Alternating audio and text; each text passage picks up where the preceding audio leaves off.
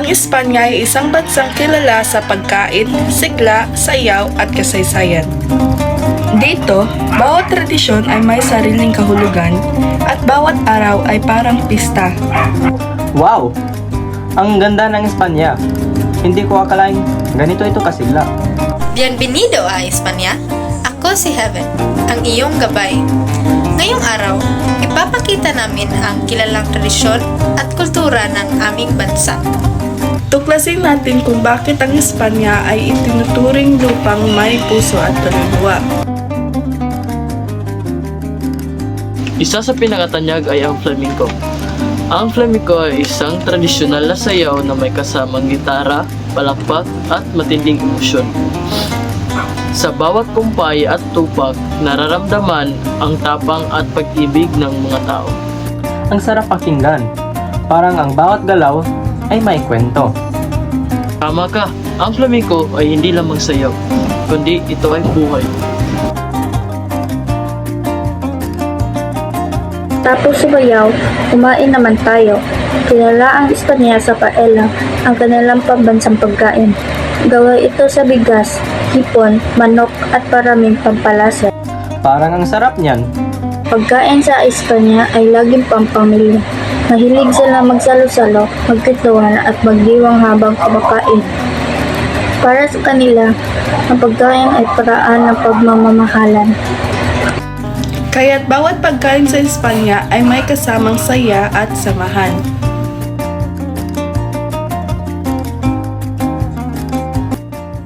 Isa pang tradisyon ng Espanya ay bullfighting o corrida de toros. Dito sinusubok ang tapang na torero habang nakaharap sa toro. Nakakatakot, pero kahanga-hanga rin.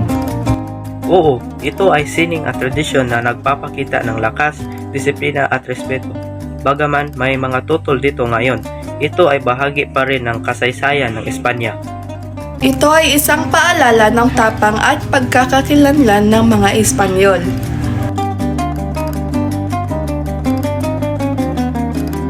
Ang mga Espanyol ay kilala sa pagiging magiliw, masayahin at mapagmahal sa kanilang pamilya. Mahalaga sa kanilang oras kasama ang mga mahal sa buhay, lalo na tuwing pista o hapunan. Tinatawag nila itong La Sobremesa, ang habang usapan pagkatapos kumain. Ang ganda ng tradisyon niyon. Parang laging may oras sa pamilya. Tama, para sa mga Espanyol, ang buhay ay hindi lang trabaho, kundi pagdiriwang ng bawat sandali.